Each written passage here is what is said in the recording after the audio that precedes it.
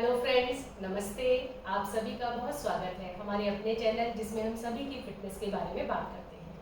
आज का टॉपिक है प्रोस्टेट ग्लैंड की समस्या को लेकर।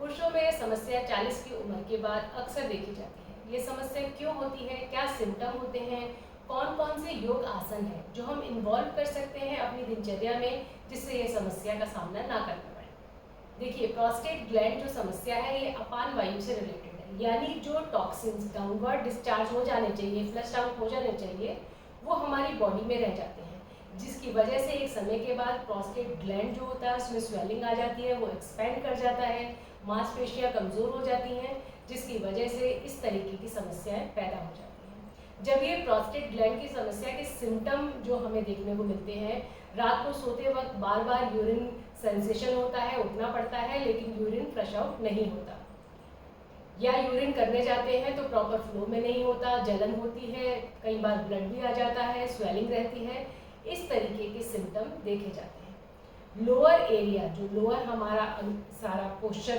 है, lower upper thigh, back, pelvic area, ये एरिया में स्टिफनेस आ जाती है, दर्द भी हो सकता है। इस तरह के सिम्टम्स इस समस्या के ड्यूरेशन में होते हैं। अगर इसका टाइम पे ट्रीटमेंट ना किया जाए तो ये प्रोस्टेट कैंसर के फॉर्म में भी बदल जाता है। तो इस चीज़ को हम कैसे कंट्रोल करें, कौन कौन से योगासना हैं जिन्हें हम करें जिससे ये समस्या का सामना ना करना पड़े। बहुत सिंपल है। जब आपको मालूम है ये समस्या एज बढ़ने के साथ साथ होती है, तो अगर हम योग करते रहेंगे, मांसपेशियां हमारी स्ट्रेंथन रहेंगी, तो ये समस्या का सामना नहीं करना पड़ेगा। यानी अब हम वो योग अपनी लाइफ डेली रूटीन में इन्वॉल्व करेंगे जो हमारे पेल्विक एरिया को स्ट्रेंथन करेंगे, लोअर बॉडी को स्ट्रेंथन करेंगे, जिसमें एक इम्पॉर्टेंट योगासना है मलासन। जब आप मलासन में आते हैं तो दोनों पैरों पे बैठकर आपने इस तरीके से, मूलाधार आपका नीचे की तरफ है, आपने कोहनियों से दोनों घुटनों को पुश किया हुआ है और आप इस पोस्चर में बैठिए। इस पोस्चर में आप जितनी देर बैठ पाए प्रैक्टिस कीजिए, 30 सेकेंड से 2 मिनट, 5 मिनट, 10 मिनट, आप इस तरीके की बैठने की प्रैक्टिस कीजिए। शुरुआत में नहीं हुआ तो वॉल सपोर्ट ले लीजिए। जब आप इस तरह से बैठते हैं तो ये स्ट्रेस देता है आपके पेल्विक एरिया को, जो मसल्स को स्ट्रेंथन करता है। ये आसन आप अपने दिनचर्या में इन्वॉल्व कीजिए। एक बहुत इंपॉर्टेंट आसन है जिसे तैतल आसन कहते हैं, बद्ध कोण आसन बोलते हैं, जिसमें हमने फ्लिप नहीं करना, केवल स्ट्रेच करना है पेल्विक एरिया को। बद्ध कोण आसन में आप बैठिए, कमर गर्दन सीधी, आपने दोनों अपने पैरों के तलवों को मिलाया हुआ है और आप सीधे बैठिए। इस पोस्चर में आप बैठने की प्रैक्टिस कीजिए। शुरुआत में अगर आपसे ज़्यादा नहीं होता तो इस तरीके से बैठिए, फिर धीरे धीरे इसको पास लाने की प्रैक्टिस कीजिए और इंक्रीज कीजिए अपना टाइमिंग को।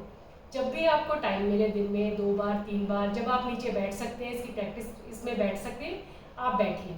इससे प्रैक्टिस करने से ये आपका thigh area, pelvic area strengthen रहेगा मसल्स, तो ये समस्या का सामना नहीं करना पड़ेगा।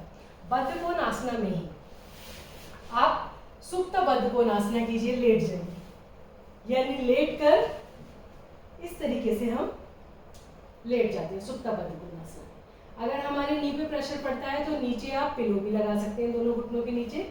इसमें बैठिए, लेटिए आप 5 मिनट, 10 मिनट, इस तरीके की प्रैक्टिस कीजिए, दिनचर्या में लाइए। वीर्य आसना को इन्वॉल्व कीजिए। वीर्य आसना हमारा, जैसे हम वज्रासन में बैठते हैं, जब आप वज्रासन में बैठते हैं तो इस तरीके से आप अपने हिप को पंजों पे रख के सपोर्ट में बैठते हैं। वीरासना में क्या करते हैं, हम दोनों पंजों को ओपन करके बीच में बैठते हैं, ये हमारा वीरासना है। इससे स्ट्रेच जो आता है आपके घुटनों पे आता है। अगर घुटनों में दर्द है तो वीरासना में ना बैठिए, अदरवाइज इसकी प्रैक्टिस कीजिए। इसी में सुप्त वीरासना आप इन्वॉल्व कीजिए, यानी आप लेट जाइए, इस तरीके से प्रैक्टिस कीजिए। ये सारे ये प्रेशर जो आपके पेल्विक एरिया पे आता है, ये एरिया आपका स्ट्रेंथन होता है। इसके अलावा पूर्वतानासना, दोनों हथेलियां आपके अंदर की तरफ हैं, घुटने मुड़े हुए हैं, आप ऊपर उठ जाइए।